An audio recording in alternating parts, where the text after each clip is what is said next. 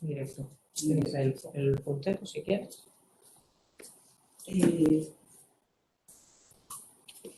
A ver si se va. Hola, buenas tardes. Tengo el honor de dar inicio a la primera reunión de este ciclo de formación de la Sociedad Catalana de Digestivos. Soy la doctora Elizabeth Barba. Este ciclo de formación lo vamos a iniciar hablando sobre el análisis crítico de las guías en el diagnóstico y manejo de los trastornos motores.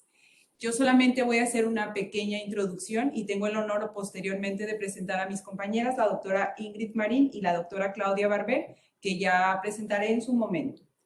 Para dar inicio a esta conferencia, simplemente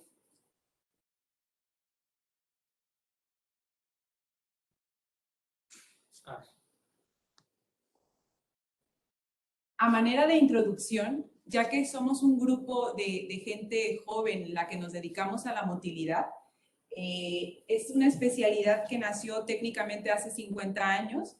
En 1970, Jerry Dodd y Andorfer utilizaron una bomba neumohidráulica para empujar agua sin gas a través de una sonda de polivinilo.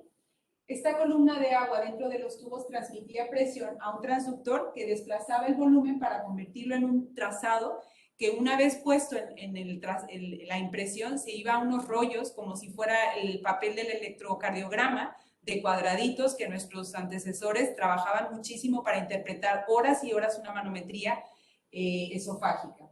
Además, por otro lado, que este tubo solamente tenía 4 sensores que transmitían la información a diferentes niveles y que estaban espaciados a 5 centímetros de distancia.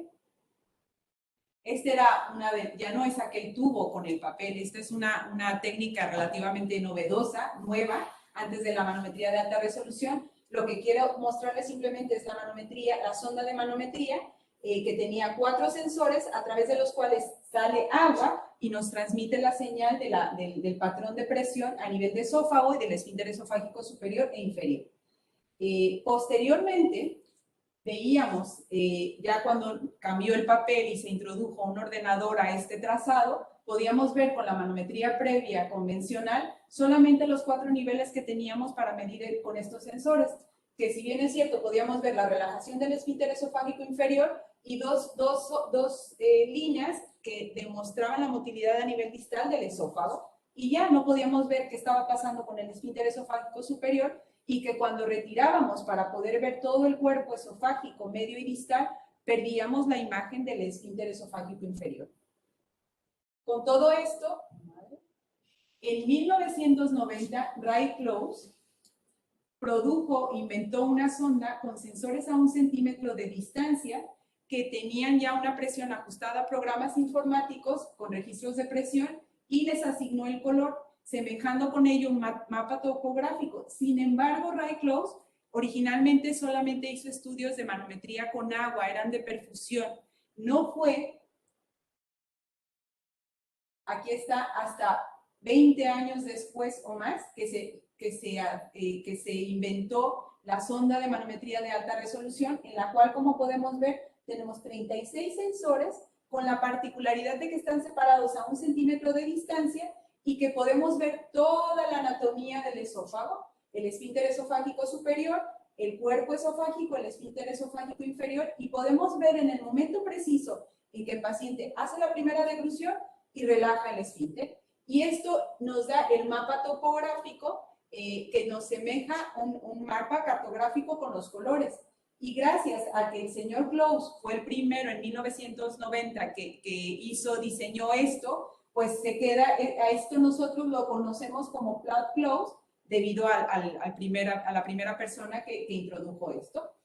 Entonces, yo he dicho que es una técnica, que la motilidad es una especialidad relativamente nueva, porque fue 50 años lo que tiene viviendo con nosotros, casi nuestra edad. Si consideramos que la primera endoscopia se hizo 100 años antes, que la endoscopia ya tiene 150 años, pues es una técnica joven, pero ha evolucionado aceleradamente en los últimos 20 años, teniendo que en 2009 fue la primera vez que se publicó un consenso con los criterios de alta resolución que fue la primera presentación, y a partir de aquí se hizo una modificación en 2012, en 2014 la clasificación de Chicago 3.0, esta clasificación ya se hizo en 2014, en la DDW de 2014, se reunió el grupo de expertos, discutió los nuevos datos para mejorar la seguridad y utilidad de la clasificación de Chicago y generó el consenso, el primer consenso que prevalece a día de hoy con ciertas modificaciones que se han ido añadiendo. Categorizó los trastornos de la motilidad con medidas estandarizadas, hizo un esquema de evaluación con 10 degluciones líquidas en posición supina, y aquí lo único es que no tomaba en cuenta, y seguimos en Chicago 4 sin tomar en cuenta, los pacientes con intervenciones previas del esófago y con alteraciones en la unión del esfínter esofágico superior. Actualmente, en noviembre de 2020, tenemos la clasificación de Chicago 4, la versión 4, y nosotros ya, yo creo que los que nos dedicamos a la motilidad y en general los médicos gastroenterólogos, estamos muy contentos con esta nueva clasificación porque unifica, cuando en 2014 ya se empezó a ver en el consenso la obstrucción del tracto de salida, por ejemplo, no estaba bien catalogada, ahora sabemos cómo evoluciona, cómo involuciona y qué criterios añadir. Pero de esto yo ya no tengo que hablar, que la doctora Claudia Barber, que nos presentará en extenso, todos los trastornos de motores esofágicos que se asocian a obstrucciones del tracto de salida y las acalacias. Sin más preámbulos, doy paso a su presentación. La doctora Claudia Barber trabaja en el Hospital Vallebrón, se dedica a la motilidad y adelante.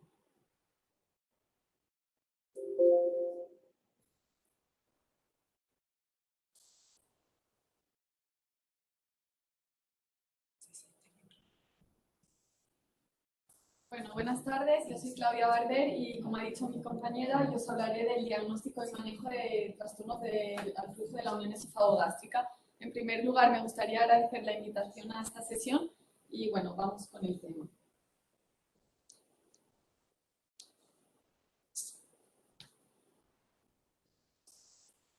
Vale, bueno, como sabéis, con el avance del manejo de la acalasia, por ejemplo, ha incrementado la demanda en guías de práctica clínica basadas en la evidencia y actualmente la guía clínica que tenemos para tanto el diagnóstico, el manejo y el tratamiento y seguimiento de los pacientes con acalasia es la guía clínica europea sobre acalasia. Esta es la única de la que disponemos actualmente y básicamente a lo largo de la sesión iremos un poco siguiendo esta guía clínica con algunos estudios más recientes. Entonces, esta guía clínica europea se publicó en 2020 y fue creada por un grupo de trabajo con representantes tanto de la UEG, de la SNM y también de la Sociedad Europea de Radiología Gastrointestinal y Abdominal y la Asociación Europea de Cirugía Endoscópica. Vale, en primer lugar me gustaría hacer un repaso de lo que es la acalasia y de la obstrucción al flujo. Como sabemos, la acalasia es un trastorno de la motilidad esofágica en la que hay una ausencia de peristalsis del cuerpo esofágico y un defecto de la relajación del esfínter esofágico inferior. La etiología es desconocida y la mayoría de veces es idiopática, pero se sabe que se produce por una pérdida o degeneración de las neuronas ganglionares del plexo mientérico y también alteraciones en ramas y el núcleo motor dorsal del nervio vago. Y todo eso llevará a que haya una disminución de los mecanismos inhibidores de la contracción muscular y dará esta patología.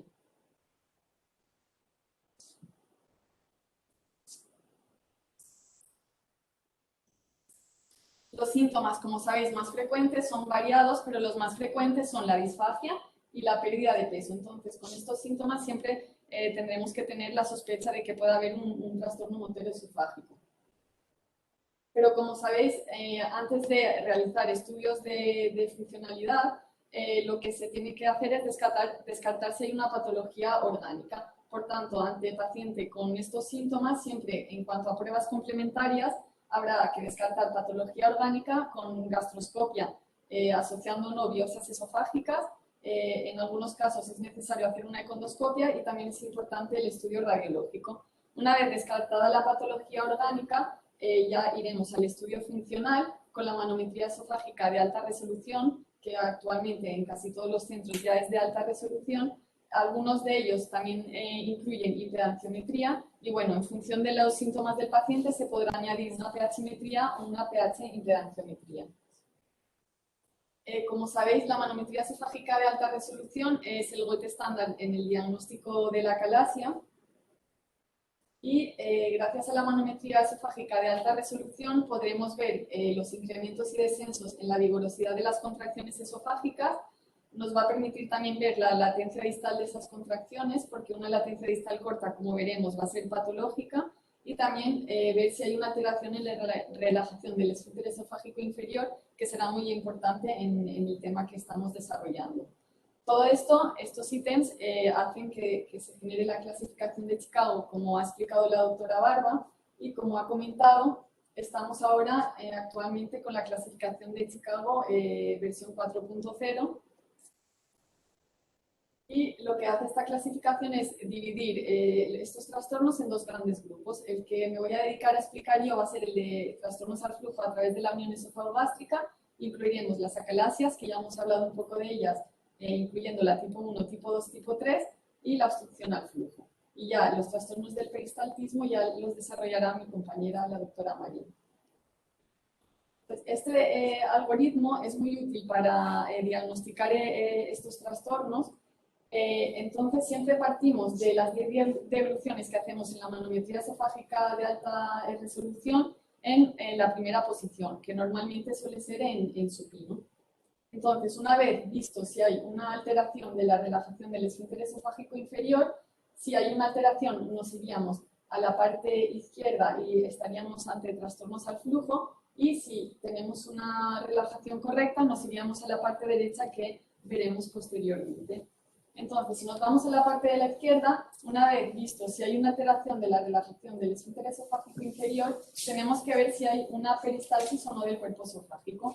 Cuando estamos ante una ausencia de peristalsis, hablaremos de acalasia, y cuando haya una peristalsis, pues tendremos que pensar en que haya una obstrucción al flujo. Dentro de la ausencia de peristalsis tenemos las diferentes acalasias. La tipo 1 sería una ausencia de peristalsis total, con una ausencia de relajación del esfínter esofágico inferior. La acalasia tipo 2 tendríamos una ausencia de peristalsis encontrando un 20% o más de degluciones panesofágicas, y luego la acalasia tipo 3 sería una ausencia de peristalsis encontrando un 20% más de degluciones, contracciones prematuras, lo que conocemos como contracciones espásticas. Importante, en la obstrucción al flujo, cuando tenemos esta sospecha, no nos valen solo las 10 primeras degluciones en posición supino, sino que habrá que confirmar que esa ausencia de relajación también está en posición erguido, dando 5 degluciones extra, y viendo si evidenciamos un patrón obstructivo tanto en el test de sobrecarga de agua como en el de degluciones múltiples. Entonces, si se confirma que hay una ausencia de relajación del esfínter esofágico inferior y vemos datos de obstrucción, pues tendremos que acabar de confirmarlo con una prueba de imagen, que será el tránsito esofágico, que es el que más disponible está en todos los centros, o otra prueba de imagen. Una vez confirmado esto, ya podríamos hablar de que hay una obstrucción al flujo. En el caso de no evidenciar ninguna de estas cosas, que no se confirme en la otra posición, o el que no veamos datos de obstrucción en la sobrecarga de agua, o la prueba de imagen no nos confirme la obstrucción al flujo, habría que replantearse el diagnóstico y valorar otros diagnósticos.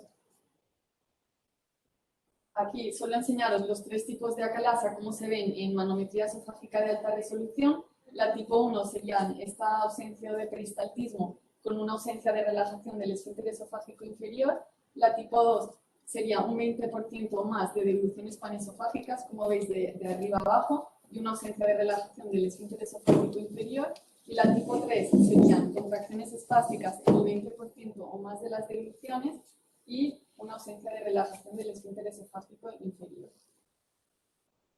Por otra parte, tenemos el otro trastorno que hemos comentado, que es la obstrucción al flujo de la unión esofagogástrica, que ya hemos comentado cómo llegar al diagnóstico. Los síntomas más frecuentes también van a ser la disfagia, como la acalasia, pero en la obstrucción al flujo veremos que hay una tendencia a que los síntomas sean también de dolor torácico no cardíaco. Entonces, ante estos síntomas también tenemos que sospecharlo y, como hemos dicho anteriormente, descartar con las pruebas complementarias con endoscopio y prueba de imagen el que haya una patología orgánica antes de hacer un estudio funcional.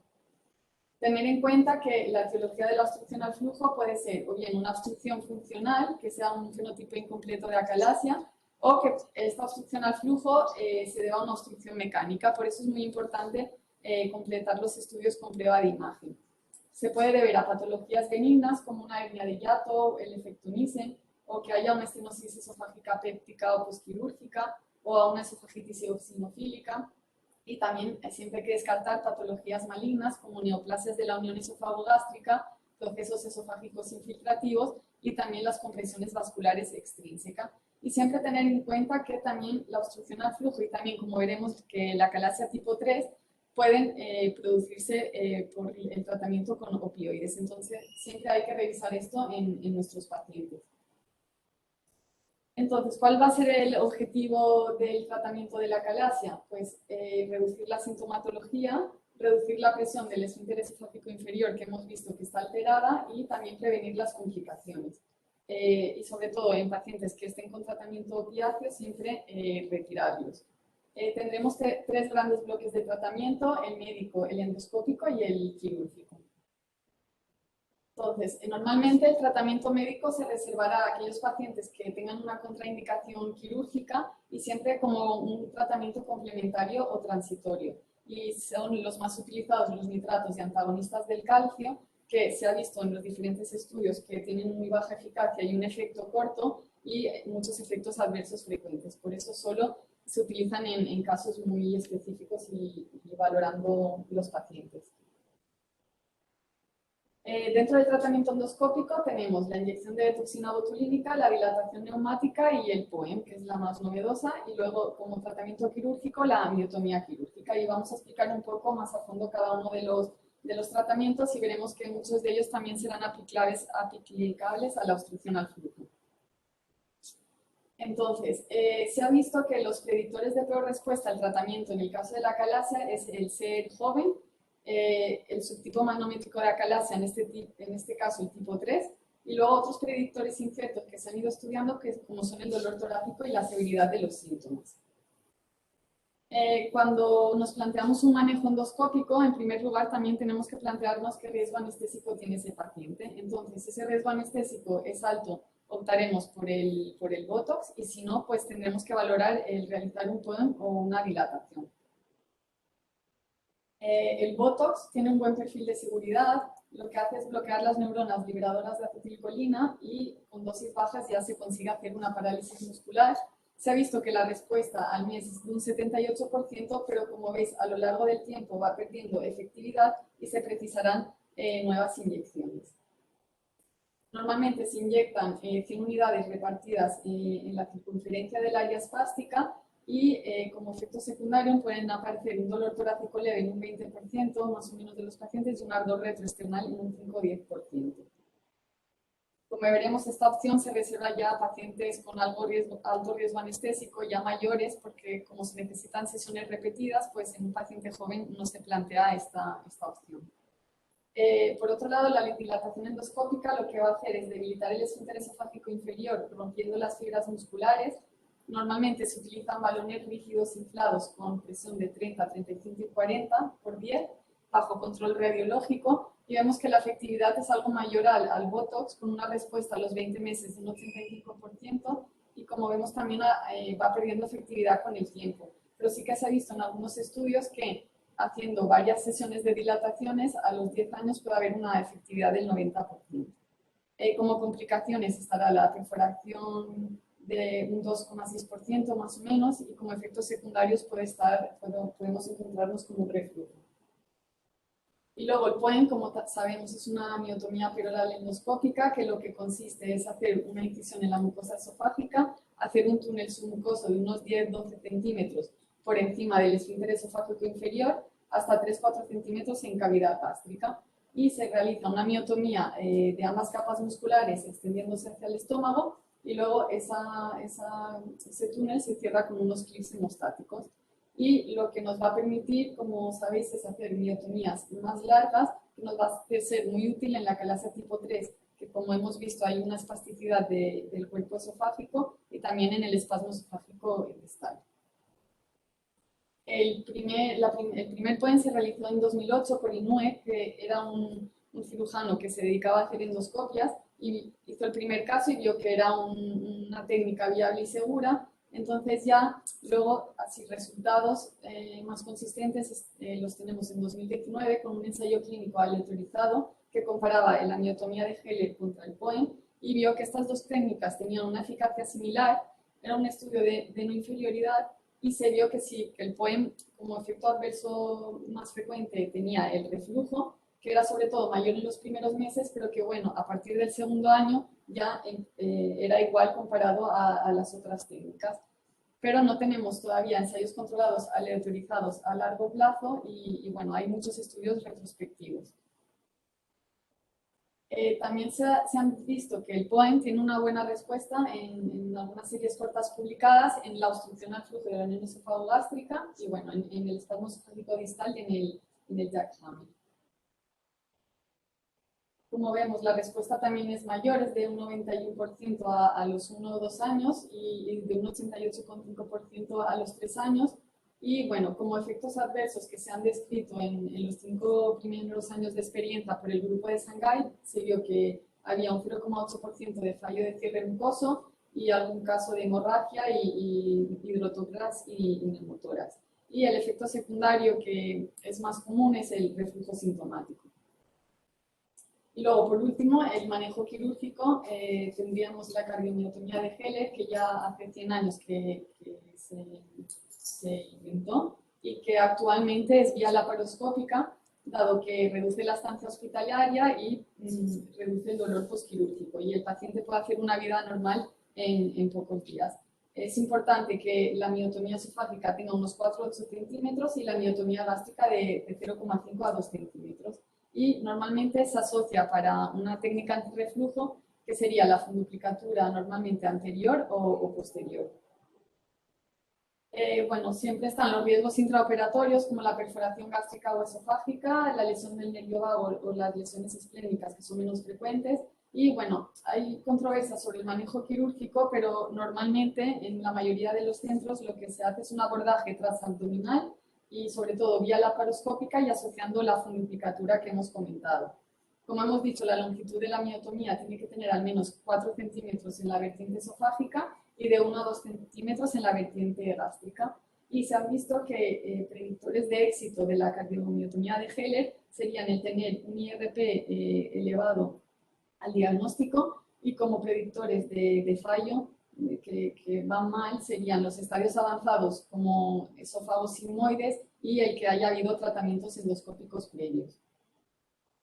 También hay una mejoría sintomática en aproximadamente el 90% de los pacientes con esta técnica y sí que se ha visto que a la larga hay un cierto deterioro clínico, pero son periodos de seguimiento muy altos y dependen mucho también del estadio de la enfermedad.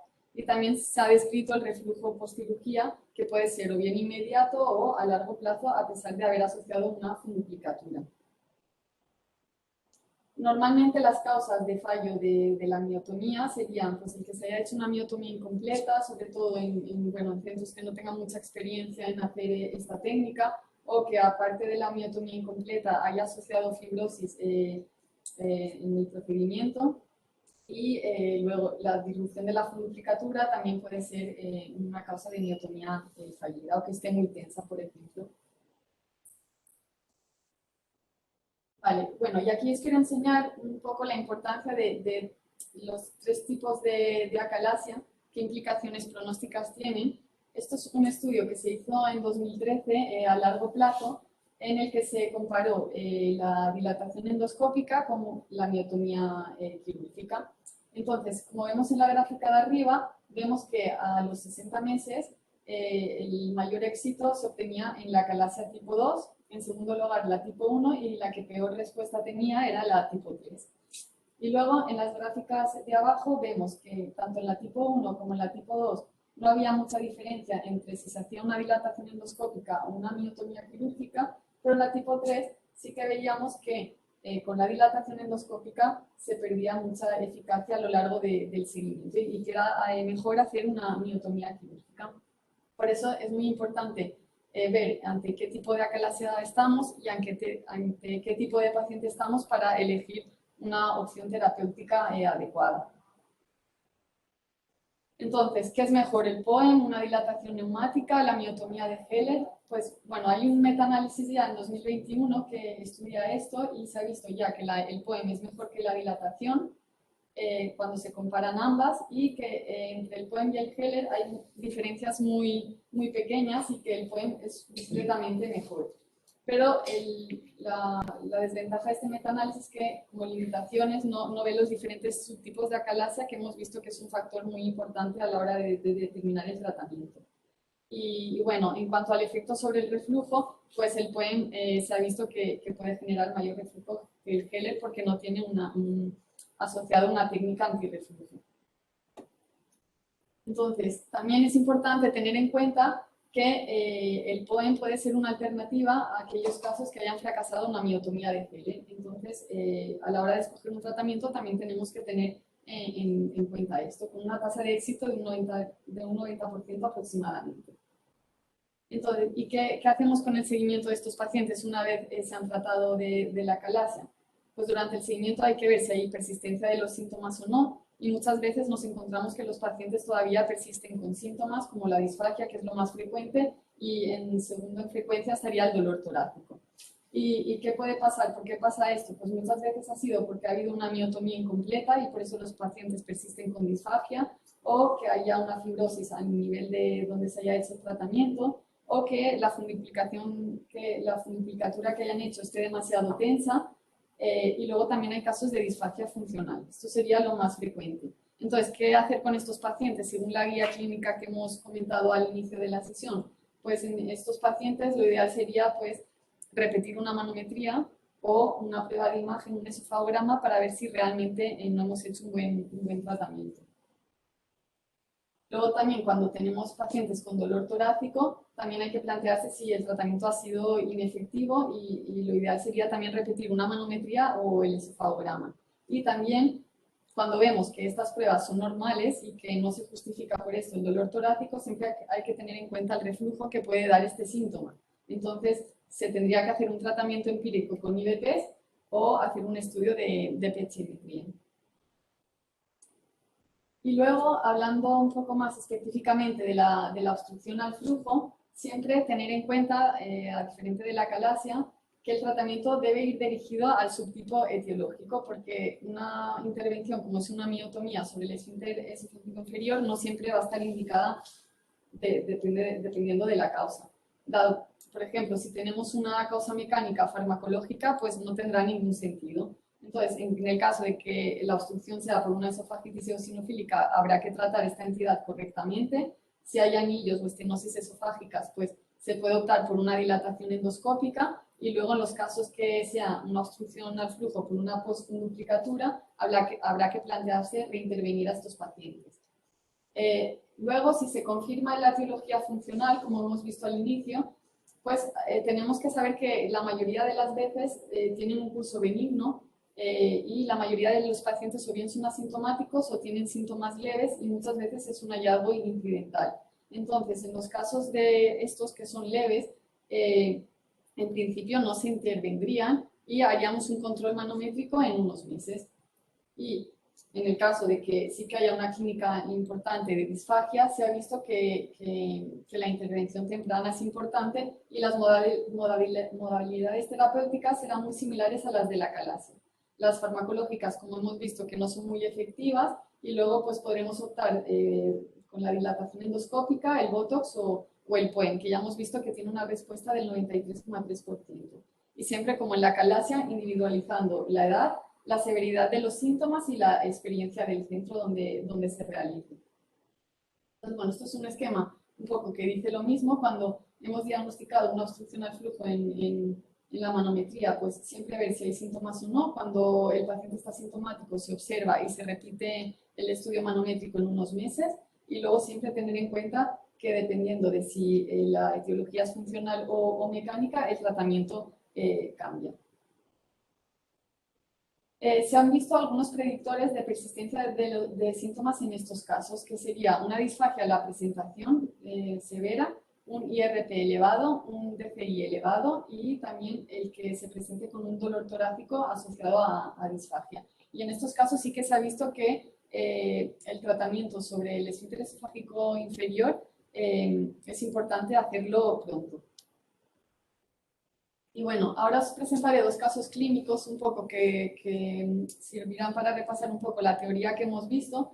Entonces, el primer caso es el de un paciente varón de 45 años, sin antecedentes importantes, que consulta por un cuadro de más de 6 meses de evolución, de disfagia baja de predominio a sólidos, un dolor retroesternal, regurgitación y una pérdida de peso de 8 kilos, con un ECART score de 9.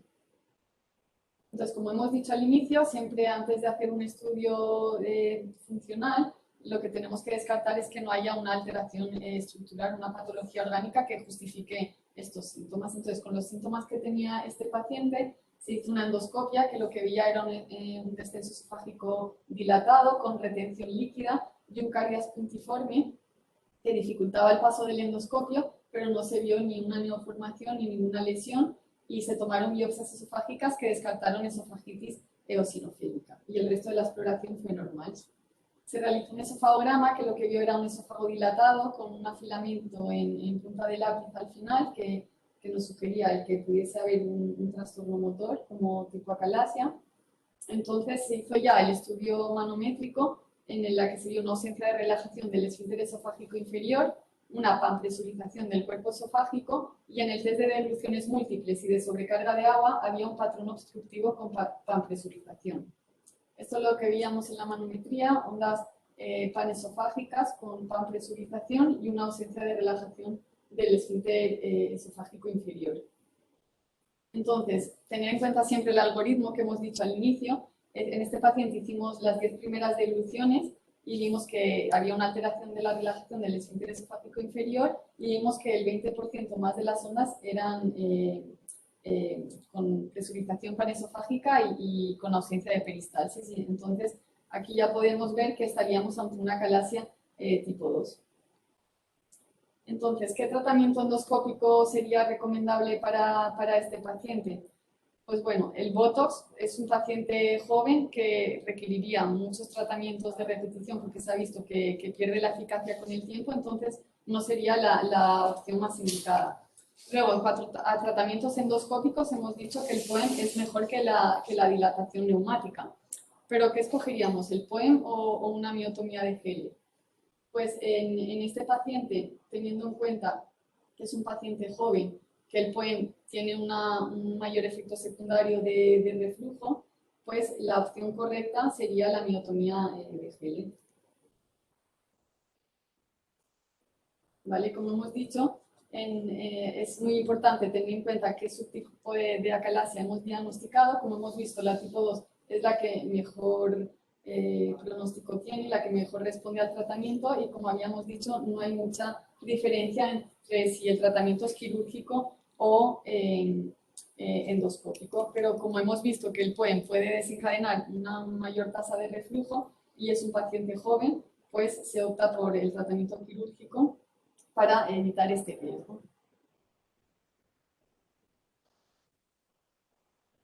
Y bueno, el segundo caso clínico sería el de una mujer de 45 años, sin alergias, sin antecedentes patológicos de interés, que también consulta por una clínica de disfagia baja diaria a sólidos de 5 años de evolución, con una sensación de stop esofágico que se alivia con vómitos y otras veces espontáneamente y una pérdida de peso también, con dolor retroesternal y regurgitación alimentarias diarias. Y trae una endoscopia de otro centro que estaba informada como normal, con un ECART score de 6. Entonces, se le realiza una manometría esofágica y lo que se ve es una ausencia de relajación del esfínter esofágico inferior, pero con unas ondas peristálticas débiles y otras que son compartimentalizadas, pero ninguna de ellas llega a ser fallida, ni con panpresurización esofágica como veíamos en la anterior, ni tampoco llegan a ser contracciones espásticas. Entonces, esto es una dilución vista en más detalle. Vemos que tiene un DCI normal, que no son ondas prematuras y que hay una ausencia de relajación del esfínter esofágico inferior. Entonces, hacemos el mismo las mismas devoluciones, pero en otra posición. Las primeras las habíamos hecho en supino, entonces las siguientes las hacemos en erguido y hacemos el test de sobrecarga de agua y nos confirma que hay un patrón obstructivo. Entonces, ¿qué trastorno motor podríamos sospechar en este paciente? Pues con estos hallazgos, con el esquema que hemos visto anteriormente, estaríamos en esta parte del esquema. Una ausencia de relajación, vemos que sí que hay algo de peristalsis, que no hay una ausencia de peristalsis, entonces confirmamos en la segunda posición que no haya relajación del esfínter esofágico inferior. Con el test de sobrecarga de agua se confirma esa obstrucción y el siguiente paso sería hacer un esofagograma para confirmar que hay una obstrucción. En este caso se repitió la gastroscopia porque la señora traía una endoscopia de otro centro y la repetimos en nuestro centro y confirmaba un esófago parcialmente dilatado con un esfínter esofágico inferior tenso con dificultad de paso del endoscopio y el esofagograma nos confirmaba esta obstrucción al flujo. Bueno, el TAC no vio ninguna otra patología que nos justificase esta obstrucción.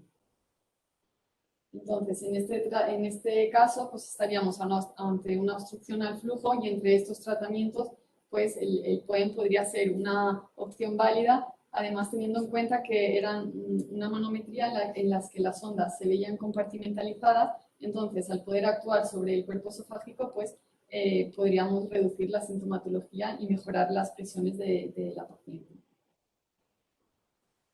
Y bueno, hasta aquí llega la presentación, espero que les haya servido y doy paso a mi compañera, la doctora Marín, que explicará la segunda parte.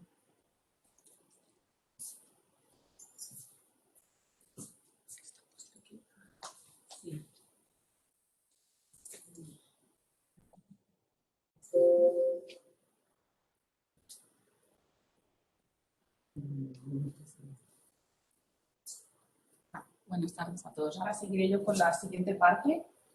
Una vez basándonos en la clasificación de Chicago, esta última que hemos comentado, la última versión de este año pasado, clasifica los trastornos motores esofágicos en dos partes. Los trastornos, como bien ha comentado mi compañera la doctora Barber, los trastornos por obstrucción al flujo a través de la unión esofagogástrica, y por otro lado están los trastornos de la peristalsis, que son los que comentaré yo ahora. Nuevamente volvemos a este esquema. El algoritmo diagnóstico en el que nos basamos al hacer las manometrías y hacer los diagnósticos de estos trastornos, descartada la parte de la izquierda, que es donde están todos los trastornos obstructivos, es decir, nos centraremos en esta parte de la derecha, habiendo descartado estas obstrucciones al flujo. Y esta obstrucción la descartamos sobre todo teniendo una IRP, una relajación del esfínter esofágico inferior normal, y habiendo esta IRP la tenemos que constatar que sea normal tanto en supino como en la posición de sentado, y habiendo descartado también, si nos quedaban dudas, con los test complementarios que ahora iremos comentando. Las patologías en las que nos centraremos ahora, por lo tanto, son las que afectan al cuerpo esofágico.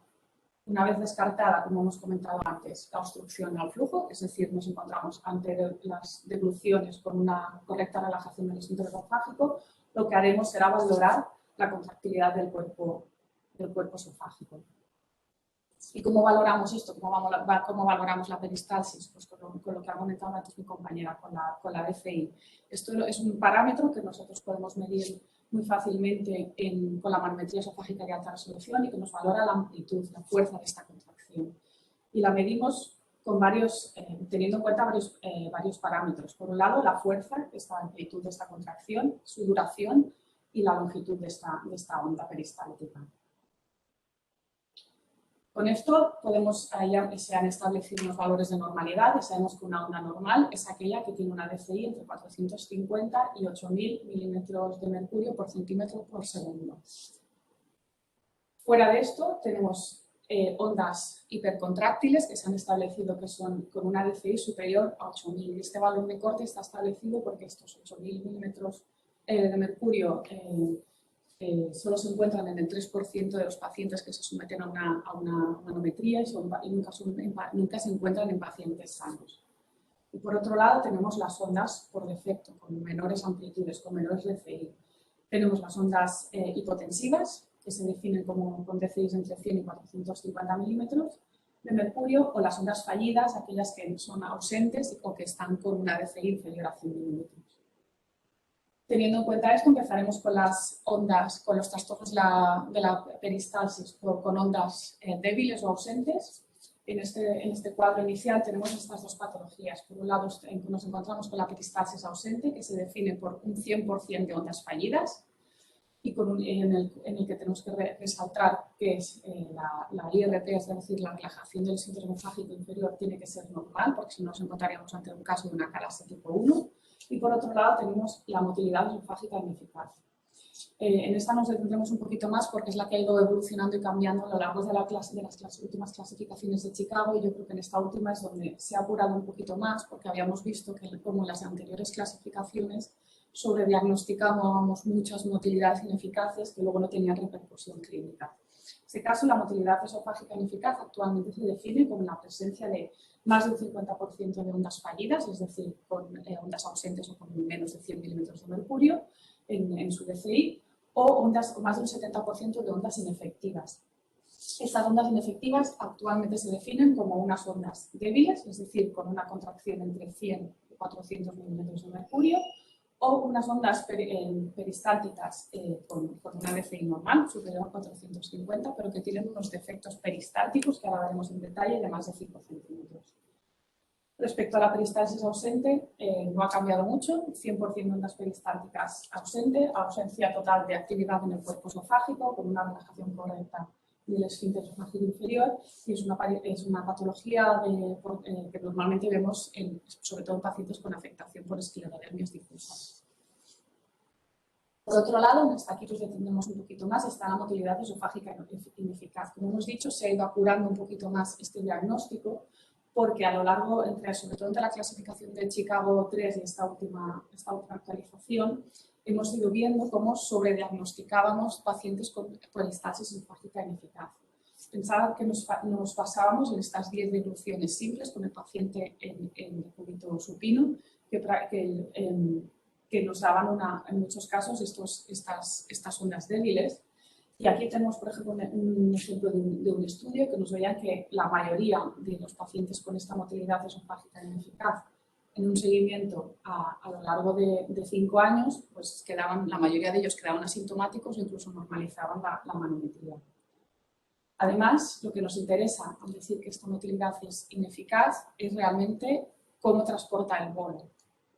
Por esto ahora se ha afinado un poquito más y se ha definido como estas peristalsis ineficaces en función de estos dos parámetros que hemos comentado antes. Cuando se producen ondas débiles con una fuerza de contracción muy débil que no es capaz de transmitir esta revolución, o con defectos peristálticos de más de 5 centímetros. ¿Y por qué de más de 5 centímetros? Pues también hemos visto que estos defectos de más de 5 centímetros son los que se relacionan con una transmisión incompleta de este bolo hacia cavidad gástrica. Esto lo podemos ver mejor cuando hacemos estas mismas degluciones en pacientes con una manometría, al realizar una manometría con impedanciometría. En el caso de la impedanciometría, lo que vemos es en color lila, vemos como si fuera un contraste, y lo que vemos es realmente cómo se transmite este bolo deglutido. En este caso podemos ver cómo se produce una contracción faríngea. En este caso hay una onda peristáltica con un defecto peristáltico grande, de más de 5 centímetros, y aquí vemos como este bolo que es deglutido, se escapa y no pasa completamente a cavidad gástrica. Este tránsito del bolo es incompleto. Por otro lado, hemos visto cómo estos defectos pequeños puede ser que la transmisión del bolo sea completa o incompleta. En este mismo paciente, por ejemplo, en esta misma deglución vemos un defecto pequeño de 2 centímetros que aún así consigue transmitir correctamente el bolo, pero en cambio en este último trocito vemos otro defecto de 2 centímetros donde sí que se escapa un poco esta transmisión del bolo. En ese sentido, como os comentaba, ahora con la última clasificación de Chicago, lo que nos ha dado es tener más herramientas para poder diagnosticar más y mejor a estos pacientes, sobre todo en el caso de la motilidad ineficaz, no sobrediagnosticar. Tenemos dos posibles protocolos a la hora de hacer la manometría esofágica. el estandarizado, donde realizaríamos estas 10 devoluciones en decúbito supino, seguidas de 5 declinaciones en posición de sentado. Esto nos facilita forzar o ser más fisiológico a la hora de diagnosticar y realmente ver si, tanto en una posición como en otra, se siguen produciendo estas devoluciones ineficaces. En el caso de que ya tengamos la sospecha de esta peristalsis o de una motilidad esofágica ineficaz, Chicago 4 además nos da más herramientas, como son los test de provocación, para poder asegurar estos diagnósticos. Ahora, en la actualidad, el test que está estandarizado son, digamos, las devoluciones rápidas múltiples, que ahora veremos adelante, pero aún así tenemos otros test que nos darán seguridad a la hora de dar el diagnóstico.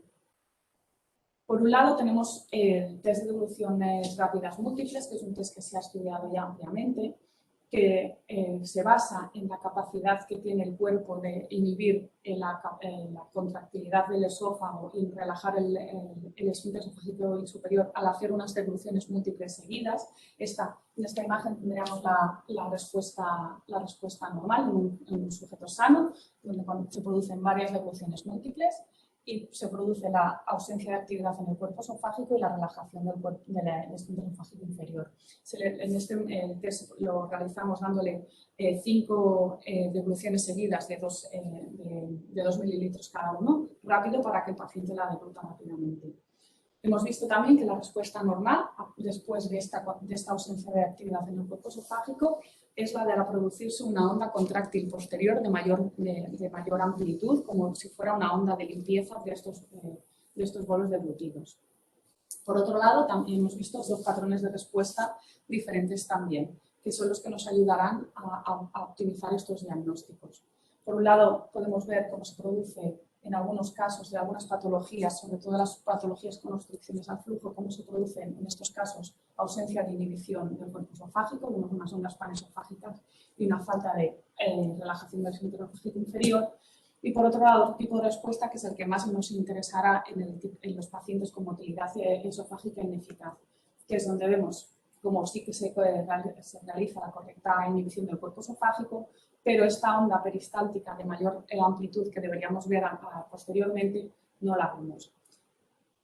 Y en este sentido existen muchísimos estudios que se han hecho a lo largo de estos últimos años en relación a esta respuesta, a la falta de esta onda peristáltica posterior. La veréis muchas veces en los informes como la presencia o ausencia de una reserva peristáltica. Esta falta de esta onda contráctil de mayor amplitud se ha visto ampliamente relacionada como un factor independiente y predictor de disfagia posterior a una cirugía, sobre todo a las cirugías por función duplicativa. Por otro lado, tendremos otras herramientas que son otros test de provocaciones que no están también estandarizados todavía, pero sí que tenemos algunos datos que nos pueden ayudar. Tenemos el test de las diluciones simples de sólidos, en las que normalmente se dan un trocito de algo sólido alrededor de un centímetro cúbico. Es una cosa que actualmente nos cuesta un poco más de estandarizar, en algunos sitios en pan Bimbo, en otros sitios unas galletas saladas, y esto es lo que aún estamos por acabar de estandarizar a todos los niveles.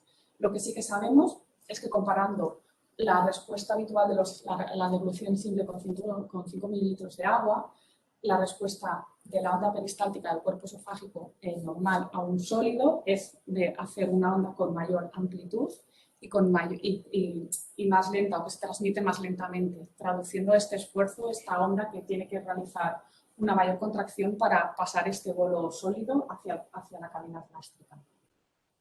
En este sentido, ya se han ido, y en la parte que toca la motilidad esofágica ineficaz, también se han visto en este estudio, por ejemplo, cómo respecto a esta respuesta de ondas peristálticas con sólidos no está tan relacionada con algunas patologías como sería el reflujo habitual, pero sí que se ha visto cómo estas ondas son más débiles en aquellos pacientes que tienen una esofagitis esofágica, una esofagitis por reflujo erosiva o incluso en pacientes con esófago de barro.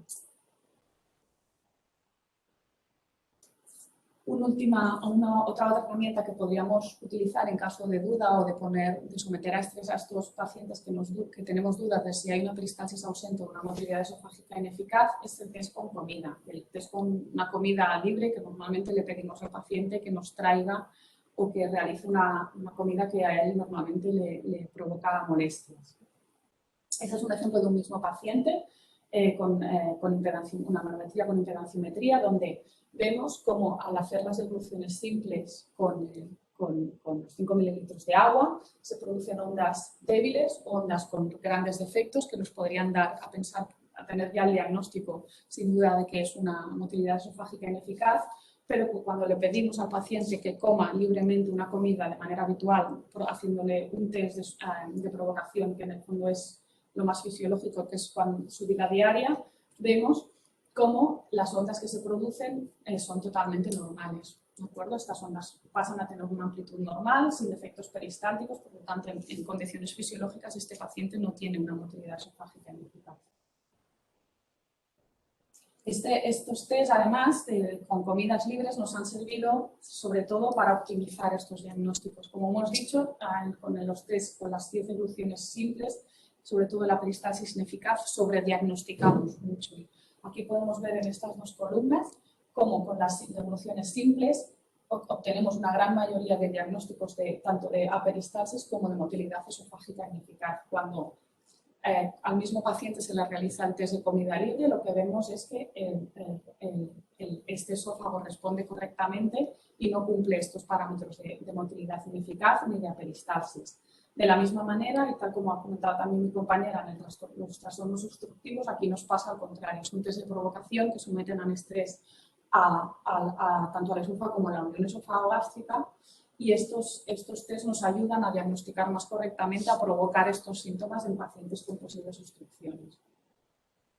De esta misma manera hemos visto que el dar una comida libre al paciente es lo que nos provoca mayores índices de síntomas. Esto es cuando realmente nos encontramos ante la situación clínica que el paciente de la que viene quejándose. Es cuando provocamos sobre todo esta disfagia. Esto por lo que hace respecto a los trastornos por hipomotilidad. Tenemos luego al otro lado los esófagos, los trastornos por hipercontractilidad. Con el esófago hipercontráctil. Como hemos dicho, las ondas hipercontráctiles se definen como una DCI superior a 8000, es decir, son ondas de grandes amplitudes. Estas ondas, además, como siempre, tenemos que descartar que no vengan asociadas que no sean unas ondas de lucha contra una obstrucción a través de la unión esofágico-gástrica. Este grupo de trastornos ha ido variando mucho a lo largo de las diferentes clasificaciones de Chicago hasta ir apurándolas más. Y de hecho, actualmente dentro de los trastornos del esófago hipercontráctil nos encontramos con 3 trastornos o 3 patrones de respuestas diferentes que anteriormente podían estar separados. Por un lado tenemos el esófago hipercontráctil de un solo pico, donde la DCI es superior a 8000 y no existe otra alteración. El trastorno con ondas hipercontráctiles en multipico, anteriormente llamado Jack-Hammer. Y por último, el trastorno hipercontráctil asociado únicamente o limitado únicamente al esfínter esofágico inferior, que ya os digo que actualmente se han decidido englobar dentro del mismo nomenclatura, que es el esófago hipercontráctil. ¿Y por qué se han dejado en un mismo grupo? Pues porque hemos visto que independientemente de este valor de DCI, que sea ya siempre por encima de 8000, independientemente que esta onda hipercontráctil afecte más al esfínter esofágico inferior o a todo el cuerpo, no existen diferencias clínicamente significativas respecto a la clínica o a las características de estos pacientes. Otra novedad que nos aporta esta última clasificación de Chicago, que yo creo que nos hará avanzar un poquito más, es que ya no solo estamos delante de un diagnóstico, de una patología o de una onda alterada que nos encontramos en la manometría. Actualmente, para hacer este diagnóstico de esófago hipercontráctil, aparte de encontrar más de un 20% de estas ondas hipercontráctiles, el paciente tiene que tener asociada una clínica relevante. Si no, no podemos decir que nos encontramos ante un esófago hipercontráctil. ¿Y qué es una clínica relevante? Pues básicamente lo que hemos visto en este tipo de pacientes es que se deben presentar disfagia o dolor torácico, pero sobre todo disfagia. Es lo que se ha visto que se ha asociado más a estas ondas de gran amplitud. Tener en cuenta, como también ha comentado la doctora Barber, los opioides son muy importantes, siempre hay que descartarlos. Nos pueden dar cualquier tipo de ondas, nos pueden simular una calasia, nos pueden simular unas ondas hipercontráctiles y también unas ondas espásticas, como veremos ahora. 4 pinceladas respecto a cuál es el manejo y el tratamiento. Pues veréis muchas veces que no somos muy agresivos con este tipo de patología y esperamos en función de la clínica. Muchas veces mejoran, hay estudios antiguos que nos dicen que mejoran espontáneamente, que se pueden reducir factores como el estrés o comidas que puedan provocar estas molestias. Se han ido probando en diferentes estudios diferentes fármacos, al igual que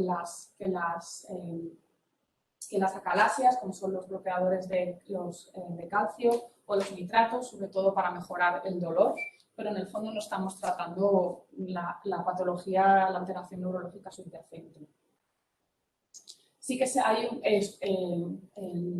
resultados más prometedores en lo que respecta al tratamiento con Botox. En este caso, la inyección se hace en la zona de espasmo que se visualiza en la endoscopia. Mejora mucho la disfagia en estos casos, pero como bien sabemos son cosas que son tratamientos que pierden su eficacia, normalmente a los 6 meses ya reaparece la clínica y hay que hacer sesiones repetidas.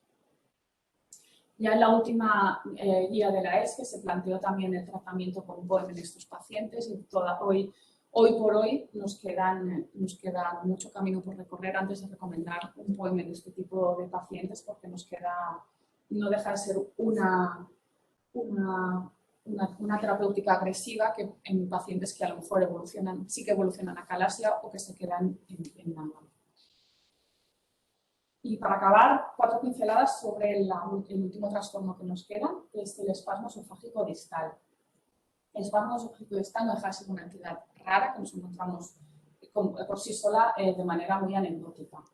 Se trata de la presencia de más de un 20%, como diagnóstico, más de un 20% de ondas prematuras que definimos con una distancia de latencia inferior a 4,5 segundos. ¿Y cómo medimos esto? Pues esto es un poquito más complejo de medir. La distancia de latencia se mide con el tiempo que tarda desde que se produce la contracción faríngea hasta llegar al punto de aceleración. Y el punto de aceleración es aquel punto en el que nosotros vemos como la velocidad de transmisión de esta onda peristáltica desacelera o frena. Y esto es cuando se produce la transmisión de esta onda peristáltica desde la musculatura lisa del cuerpo esofágico y ya pasa a la parte de la unión esofagogástrica. El límite de la normalidad son 4,5 segundos. Cuando nos encontramos con ondas que tardan estos menos de 4,5 segundos en transmitirse, estamos hablando de una onda contráctil prematura o espástica. También, a lo largo de las últimas clasificaciones de Chicago, el diagnóstico de trastorno motor se ha ido alterando. Antes se incluía esta velocidad de transmisión de la onda, pero ahora ya se ha visto que realmente lo que es clínicamente relevante es la distancia de latencia, es que esta onda sea espástica. Nuevamente, no podemos dar el diagnóstico de espasmo esofágico distal únicamente con el hallazgo de estas dos ondas prematuras. Tenemos que tener también, el paciente tiene que presentar síntomas, tiene que referir síntomas de su historia o los tenemos que provocar nuevamente con test de provocación como los que hemos comentado antes. El espasmo esofágico, además, como también puede ser que estemos dentro del espectro de la acalasia, es muy importante recalcar que hay que volver a asegurarnos que la relajación del esfínter es la correcta. Aparte de los cambios de posición y asegurarnos que la relajación la IRP es normal, tenemos otro test de provocación que nos es muy útil para descartar trastornos por obstrucción, que es el test de sobrecarga con 200 mililitros de agua que se realiza con el paciente sentado, pidiéndole que beba lo más rápido posible estos 200 mililitros. Normalmente, otra vez, es una prueba de estrés donde ponemos en evidencia los mecanismos inhibitorios y excitatorios del cuerpo esofágico. En este test están bien establecidos los 3 patrones de respuesta y que están relacionados con diferentes patologías. El patrón normal que vemos en esta primera imagen, donde se produce la relajación completa del esfínter esofágico inferior. con una ausencia total de actividad en el cuerpo esofágico y en este caso la onda peristáltica posterior puede estar ausente o no sin mayor relevancia clínica. Tenemos por otro lado un patrón intermedio que es el patrón hiperpresivo donde se ven en estas degluciones algunas presurizaciones panesofágicas pero donde la relajación del esfínter es completa. Este patrón lo vemos típicamente en estos trastornos por hipercontractilidad o por ondas espásticas. Y por último, el patrón obstructivo, que es típicamente el que vemos en los pacientes con acalasia y que nos sirve precisamente para diferenciar estos pacientes que están un poco en el límite. Aquí vemos claramente donde el cuerpo en ningún momento se relaja, de hecho se producen estas presurizaciones durante todas las degluciones en el cuerpo y además el esfínter esofágico inferior no se relaja.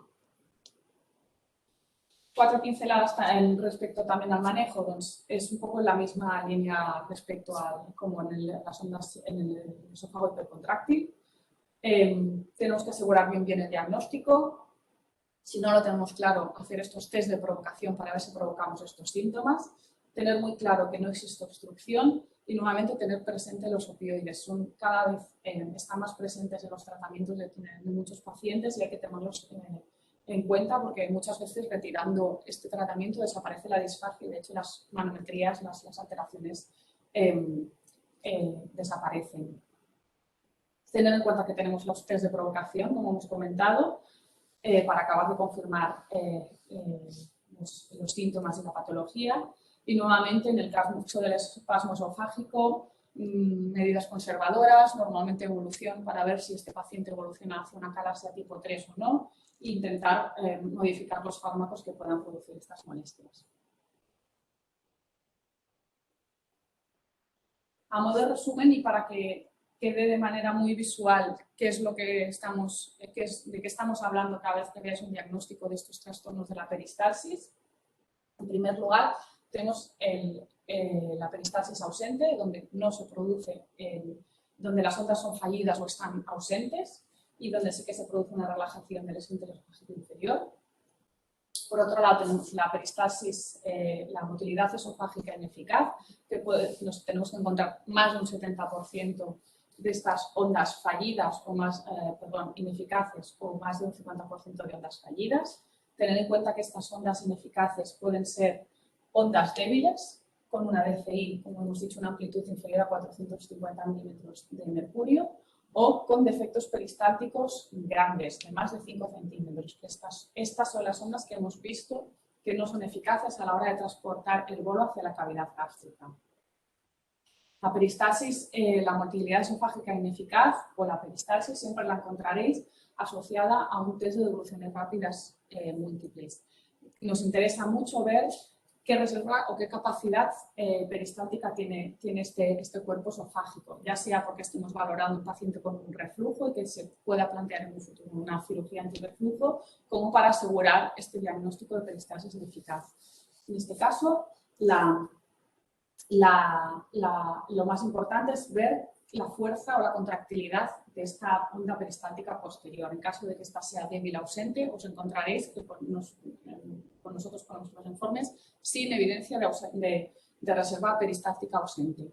Y recordar que esto es un factor predictivo de disfagia tardía en nuestros pacientes que se puedan llegar a intervenir en esta cirugía antirreflujo.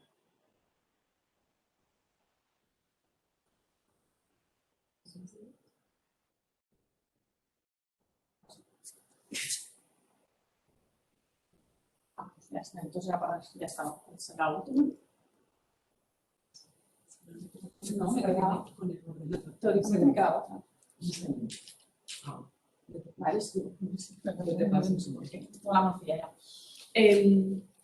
Y en estas últimas imágenes recordar los otros trastornos motores, los otros trastornos peristálticos.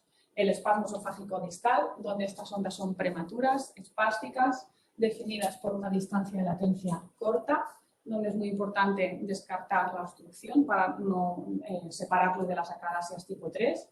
Y por otro lado, los diferentes patrones que se engloban dentro del esófago hipercontráctil. Las ondas hipercontráctiles de un solo pico, las ondas multipico o anteriormente ya Hammer, o el espasmo esofágico limitado la hipercontractilidad limitada al esfínter inferior. el manejo es el mismo y para los tres, además, para los dos grupos necesitamos siempre para el diagnóstico que se reproduzcan síntomas, que el paciente se queje de disfagia o que los test de provocación presente síntomas. Así que, gracias. Y por último, haciendo un resumen ya no solo de estas patologías, sino de lo que nos ha aportado esta última clasificación de Chicago. Yo creo que nos ha ayudado a estar más seguros de lo que diagnosticamos, a tener mayor certeza, sobre todo lo que hemos dicho antes, había un gran sobrediagnóstico de peristalsis ineficaz y ahora tenemos más herramientas para realmente valorar esta capacidad de estas ondas contráctiles, de este cuerpo esofágico, ya sea cambiando la posición, como aportando, como realizando test de provocaciones, ya sea test de erupciones múltiples, la sobrecarga de agua, los test con sólidos simples, con diluciones faringiales simples o con la comida libre. Estos, además, tanto las motilidades esofágica ineficaz como los trastornos por hipercontractilidad nos servirán para reafirmar el diagnóstico y para reafirmar en la clínica, para intentar provocar estos síntomas. Y estar más seguros a la hora del diagnóstico y posterior manejo de estos pacientes.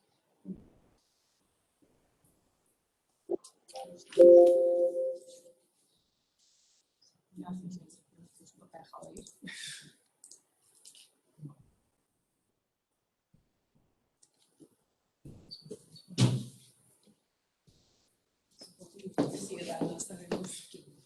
Me parece que tengo una pregunta.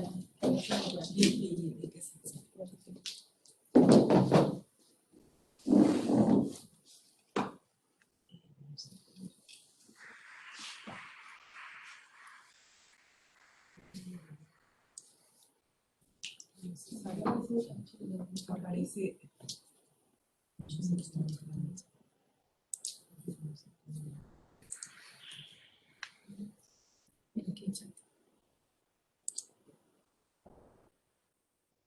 ¿Queréis os leo las preguntas? Sí. Lo que he dicho antes he sido de sus datos. He intentado conectarme para ver la... Justo yo quería. Antes que nada, agradecer por las excelentes charlas. Muchísimas felicidades que nos han hecho un abordaje perfecto. Yo creo que todos tenemos claro hasta este momento, como la doctora Garber empezó el abordaje, que si tienes un paciente con los síntomas cardinales esofágicos, disfagia, regurgitación, dolor torácico, pérdida de peso y has excluido una patología orgánica en una gastroscopia, en un escáner, no tienes una estenosis, un carcinoma, primero en la manometría, o sea, vas a pedir un estudio de motilidad. Si excluyes los trastornos obstructivos, las acalasias y la obstrucción, entonces te quedan los trastornos de la peristalsis. Si no hay ninguno de estos, entonces posiblemente ya nos plantearíamos más patologías, desde una disfagia funcional o el gran simulador que tenemos siempre es el reflujo. Entonces, mientras el doctor y vemos las preguntas, yo quiero, todos sabemos que el día de hoy los mórficos son el día a día de todos. Entonces, si tienes un paciente que tiene mórficos y diagnosticas una alteración motora y quitas el mórfico, repites la prueba y te quedas ya con ese diagnóstico, es decir, si ya estás seguro de que el paciente ha dejado del tratamiento con mórficos, si te persiste una obstrucción del tracto de salida, o una acalasia, que ya es un trastorno mayor, entonces ya le puedes etiquetar o esperas más tiempo. ¿Qué haces en este caso? Bueno, repetir siempre cuando se hace repetir. ¿Sí? Esto es otro tema, yo no siempre quiero repetir la La manometría. manometría. Esto, y si realmente normaliza y el paciente deja de tener esta clínica, sí que te puedes quedar tranquilo. Aquí están son dos cosas, normaliza la manometría y el paciente ya no refiere disfagia. Si clínicamente normaliza, te quedas tranquilo posiblemente y decides o no repetir la prueba. Posiblemente es valorar la respuesta clínica inicial de la disfagia una vez retirado el mórfico y a posteriori ya decides si hacerla. Hombre, pues si ves una acalasia, a lo mejor no te quedas tan tranquilo, pero con estos otros tipos de alteraciones, la peristalsis o incluso una obstrucción, vale, yo creo que sí que te quedas tranquilo. Y otra cosa, en el espasmo esofágico o en la motilidad incluso, yo he dicho antes que el gran simulador es el reflujo. En estos casos nos recomiendan hacer una pHmetría cuando diagnosticas o ya etiquetas el espasmo sin excluir la pHmetría. para ver que no sea el reflujo lo que esté desencadenando este espasmo o bueno, que sea la causa de... O tratarlo, ¿no? Otra opción, o sea, o certificar que hay un reflujo Sí. y a la vez tratarlo para, o sea, hacer un tratamiento con IVPs y lo mismo, valorar la clínica si este espasmo desaparece o no. Entonces no recomendáis hacer una pHmetría para confirmar, sino que hacer una prueba terapéutica con el inhibidor de bomba de protones. Si el paciente responde a la espasticidad, posiblemente está este espasmo asociado al reflujo. Una pregunta que tenemos, si quieres tú decirnos. Como queráis, tenéis varias preguntas. Tenemos varias preguntas, sí. Del tratamiento médico, puedes comenzar, ¿con qué decides, con qué fármaco decides comenzar? Entiendo que se refiere al espasmo esofágico, al esófago contracto. ¿Qué nos recomiendas en la guía? Aquí el problema es que nos aparecen y desaparecen fármacos. Bueno, que ahora no tenemos el Adalat Orus en el mercado, que antes era que usábamos muchísimo, pero con esta precariedad yo empiezo con si el paciente es normotenso, incluso hipertenso, sí, yo empiezo con Adalat. Vale. Adalat. ¿Y qué tal al paciente? ¿La tolerancia? ¿Cómo lo inicias de golpe o...? Sí, eso es exacto. Si el paciente es hipertenso y más o menos lo tolera, yo sí, no, empezamos normalmente en cena por si presenta hipotensiones o cefaleas y luego yo lo voy subiendo progresivamente según la tolerancia. ¿Y hasta qué dosis nos recomiendas llegar? Al máximo, hasta a las 3 comidas al día. A las 3 comidas al día, de acuerdo. Hay una pregunta que yo no alcanzo a ver posiblemente en el test de sobrecarga, si hay algo más. Yo creo que no. Antonio Pereira ha repetido ahora. Vale. Muchas gracias a las dos por la claridad de las charlas. Si un paciente no cumple estrictamente con los criterios diagnósticos y puedes tener más de 50% de contracciones fallidas, ¿se trata? ¿Se ha de repetir la manometría en otro centro? Entiendo que si tienes una manometría convencional con 50% de ondas de baja amplitud y tal, ya lo etiquetas como una motilidad ineficaz, le das tratamiento, que en este caso el tratamiento que haríamos, o le repites la manometría para hacer una manometría de alta resolución. Aquí normalmente también depende de la clínica. Si el paciente viene con una clínica más o menos de reflujo sin más disfagia, que si lo que predomina es la clínica de pirosis o regurgitación, trataría esto y en función de cómo fuera, si realmente luego aparece más disfagia o no, plantear la de alta resolución, no solo por estos, sino por la posibilidad de hacer todos los test de provocación que con la convencional no los puedes hacer. Yo creo que es verdad que un gran avance para todos ha sido que con la clasificación de Chicago tenemos un 70% de ondas, porque si bien es cierto, yo creo que muchos pacientes en los que diagnosticábamos una motilidad ineficaz con 50% de ondas fallidas, luego el médico te preguntaba, bueno, ¿qué hago con este paciente? Si no tiene reflujo, no tiene una esclerodermia, no tiene una enfermedad sistémica, entonces sí que lo vigilabas, pero posiblemente muchos de estos pacientes le repetías en un tiempo la manometría y ya habían evolucionado, habían mejorado y demás. Aquí hay otra pregunta. Me ha sorprendido que el POEM no lo consideres de primera elección, Clau.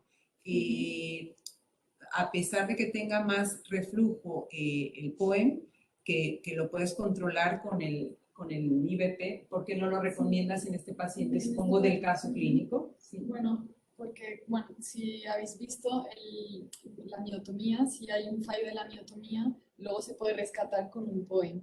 Entonces el POEM se podría utilizar como una segunda opción en el caso de que la miotomía no fuese bien. Y es diferente el hacer primero un POEM y luego una miotomía, porque sería intervenir un esófago que ya ha sido manipulado y que probablemente haya fibrosis y sea más difícil de intervenir que otro esófago que no está intervenido. Por ese motivo elegiría la miotomía para poder después, si falla la miotomía, poder hacer un POEM. El tema de la edad, ¿no? Sí que lo controlas con IVPs, pero claro, experiencia de post-POEM a los 30 años aún no lo tenemos. Sí. Muchas gracias por la presentación, muy buena sesión. ¿Os encontráis con frecuencia con test de sobrecarga con 200 cc de agua no concluyentes ¿qué parte tiene más valor? ¿Los segundos iniciales o finales? Esto es interesante. Cuando no los completan. Cuando no los completan. Es decir, si haces un test de sobrecarga, das al paciente los 200 mililitros, si al principio tiene un patrón obstructivo y luego no... Los primeros, porque muchas veces cuando luego los completan ya vienen las toses, los vómitos y entonces ya no es valorable. O sea, es la primera, lo que puedas ver completo al principio. ¿Y qué haces? Si un paciente no tolera los 200, puedes, por ejemplo, tú no recomiendas hacerles la mitad, 100 mililitros, si el paciente tolera los 100 y logras inhibir el esfínter, ¿te quedas tranquila o repites los 200? A ver, depende de la tolerancia. Sí que hemos visto que tampoco se tolera, a priori puede parecer mucho volumen, pero tampoco se tolera muchísimo peor, incluso las pacientes con acalasias nos acaban haciendo. Y repetirlos sí que es verdad que yo ya creo que ya en pacientes se satura, pero de entrada siempre empezar con 200 porque la gran mayoría lo van a poder. Entonces se toman nos recomiendan los 200 y si no completan pues lo que puedan. Vale. Me llama la atención que has dicho que se recomendaba el POEM los pacientes con espasmo esofágico o hipercontráctil. Realmente, estos pacientes en la clínica es un problema. ¿Qué tratamiento hacéis? Es decir, si no responde a IVPs o dosis altas, ¿qué puedes ofrecerle a este paciente que realmente funcione? El Botox. La verdad es que en esto hasta ahora es el que sabemos que responden bien. Y hay con seguridad, o sea, a la larga probablemente, sobre todo los espasmos, se podrán hacer POEMs, pero hoy por hoy no se puede recomendar. Pero el Botox sí que funciona. ¿Y cómo ponéis el Botox en estos? En la zona de espasmo, en vez de en la zona del esfínter, en la zona que tú más o menos suele cuadrar, la zona que vemos la onda más espástica, tenemos para medir los centímetros que está, y cuadra bastante con lo que se ve luego en la endoscopia, en esa zona de espasmo. ¿Y cuánto dura esto? Ahí es entre 1 año, 6 meses, un poquito del paciente. Sí que es verdad que vemos que va perdiendo eficacia, pero con los espasmos lo que me estoy encontrando es que más o menos el año lo aguantan. Y tienes que identificar la zona... La zona de espasmo. La notas, bueno, igual que cuando ves la calasia, ves que se cierra mucho la luz esofágica y hace esta zona de espasmo, pues en esta misma zona. Otro tip para esto es que si te hacen la manometría sí que puedes medir exactamente los centímetros en los que se ve la zona de más espasticidad. Entonces tú le puedes decir al endoscopista, de los 36 a los 39 centímetros está el espasmo. La única diferencia es que hay que restar la nariz a la boca. Es decir, que el endoscopio entra por la boca y la sonda de manometría por la nariz. Pero más o menos, si tú le das los centímetros exactamente, el endoscopista podrá pinchar a esa altura y eso mejorará la calidad de la respuesta al Botox. Y la otra pregunta, esto es por desconocimiento. ¿Cuántos pacientes con clínica de espasmo logra realmente identificar la zona de espasmo con la manometría? Sí, no, eso sí, en todos, sí. O sea, pacientes con clínica, con los test de provocación, prácticamente en todos acabas detectando... Sí, si realmente tienen el espasmo. Vale. Pacientes con clínica de espasmo, cada 2-3 días, por ejemplo, siempre detectas la... Te refieres a dolor torácico. Dolor torácico, sí, sugestivo. No, esto ya es otro. Porque a lo mejor en esas 10 evoluciones no ves el espasmo y luego hace otras 10 y sí que hay pacientes que se se quedan con el dolor torácico y no lo logras. Entonces ahí es donde vienen, yo creo que ahí es donde las comidas, los test con sólidos que todavía no están bien implementados en todos los laboratorios son donde aparecen. El porcentaje no te sabría decir, pero van a estar línea. Los pacientes que te refieren clínica de espasmo esofágico, pero que claro, tienen 1 o 2 diarios, ¿estos en cuántos detectáis con la manometría después de alteraciones? ¿Cuántos pilláis? Números no te sabría decir, pero no. Porque es que realmente el espasmo es muy raro de encontrar, muy raro. Y por eso digo, ahora con más test, más herramientas, yo creo que encontraremos más, pero hoy por hoy se encuentran muy poquitos. No sé si podéis ver otra pregunta en el chat. Yo de momento, vale. Una pregunta. ¿Qué sólidos utilizáis como provocación?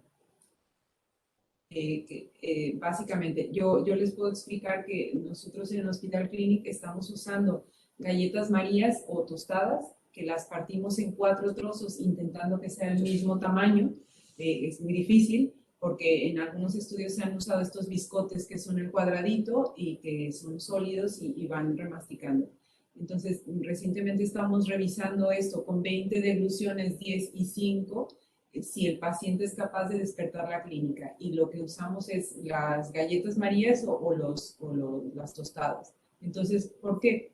Porque técnicamente es algo que más o menos todos en las unidades de motilidad podemos tener acceso, que podemos estandarizar y que sí que es diferente, son degluciones individuales, no es la comida, porque lo que se recomienda en las guías básicamente es, por ejemplo, un plato de arroz. Hay estudios que hizo 200 miligramos de arroz, que es denso y que muchos pacientes con disfagia son los que se quejan. No sé si recomiendan alguna otra. Yo el test de sólidos no lo estoy haciendo todo de estándar por esto, porque es muy difícil. Hay algún estudio con las famosas marshmallow de los americanos. Sí, las gominolas es otro, las nubes es otra de las cosas que usan porque ellos vieron que con la textura viscosa podían desencadenar más la disfagia. Otra pregunta que nos hacen es ¿dónde queda el endoflip?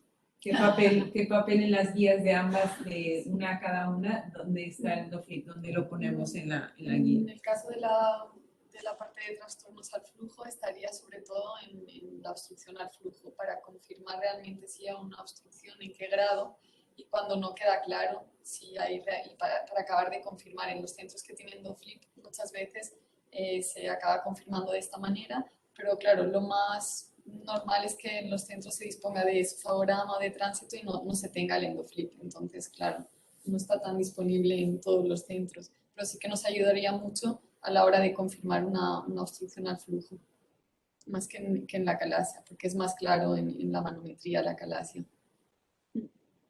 Y en los trastornos motores nos ayudaría a completar, sobre todo optimizar tratamientos, en aquellos los espasmos y en aquellos esófagos más hipercontráctiles, pero hoy por hoy está todo todavía por falta de optimizar.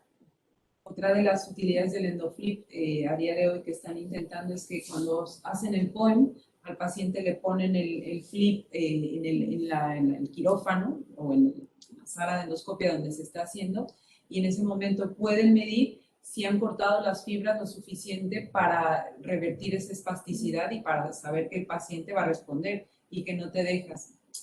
Antes, en las miotomías, ellos usan como una bujía que técnicamente el endoflip ya es una técnica que realmente objetiva cuánto de fibra has cortado y para evitar que el paciente tenga una recidiva clínica o que te quedes corto en la miotomía, en la tunelización que has hecho. Entonces, yo creo que el endoflip en el futuro, cuando podamos tenerlo y cuando cada vez en más centros se hace más POEM, tendrá más utilidad en este sentido, tanto en la clínica del diagnóstico como para optimizar. Cuando tienes un paciente, yo creo que también con una contractilidad ausente, que tienes un IRP borderline, también en estos casos se recomendaría poder hacer un flip para que igual es una calasia incipiente que con el endoflip ya podrías corroborar que cumpliría qué criterios, pero básicamente sería esto.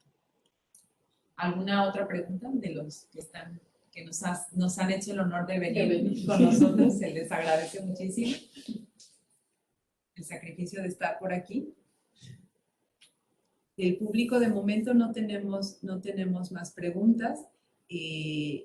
Yo creo que puntualizar, si un paciente tiene una obstrucción del tracto de salida por sí sola, ¿qué nos recomendarías hacer? Tú lo diagnosticas en la manometría, lo han enviado, tiene disfagia una vez al mes y resulta que encuentras una obstrucción del tracto de salida. ¿Lo vigilas, lo tratas? Que si tienen muy pocos síntomas, pues podemos esperar y hacer un control manométrico en unos meses y ver si persiste. Y si tiene síntomas ya más severos y una disfagia muy importante, sí que optaría por un tratamiento, valorar un tratamiento sobre todo por los síntomas. Yo creo que dentro de las guías es una cosa que nos ha dejado, que nos ayudará a vigilar y evolucionar. Si el paciente en la clínica prevalece y haces un estudio coadyuvante, un esofagograma, como lo ha mencionado la doctora Barber, esto te va a ayudar en la evolución. Por otro lado, si no dispones de una manometría de alta resolución y tienes una manometría convencional, ¿tú en algún caso recomendáis como derivar propiamente hacer una manometría de alta resolución? A día de hoy, cuando muchos hospitales sí que disponen, pero otros tantos no disponen de manometrías de... Sí, yo creo que sí. Yo creo que se escapa totalmente a la convencional, este diagnóstico, y al final es... Sí, a día de hoy yo creo que todos los que en su momento llegamos a hacer manometría esofágica convencional y ahora vemos los diagnósticos tanto para un lado como para otro, lo que subdiagnosticábamos posiblemente y lo que ahora clínicamente se correlaciona, ya es muy difícil etiquetar a un paciente, bueno, posiblemente una calasia muy clara con unas ondas 100% fallidas, la imagen en espejo que veíamos en la manometría convencional y la clínica con un esofagograma podríamos, pero cuando hay duda de otra alteración motora del esófago, sí que sería recomendable hacer una manometría de alta resolución. No hay más preguntas de momento. Entonces, yo creo que es porque todo ha quedado claro, porque las charlas han sido geniales. Si de momento no tenemos más preguntas por vuestra parte, creo que antes que nada agradecer la presentación, que a mí que me dedico a la motilidad me ha gustado muchísimo, espero que a los demás también.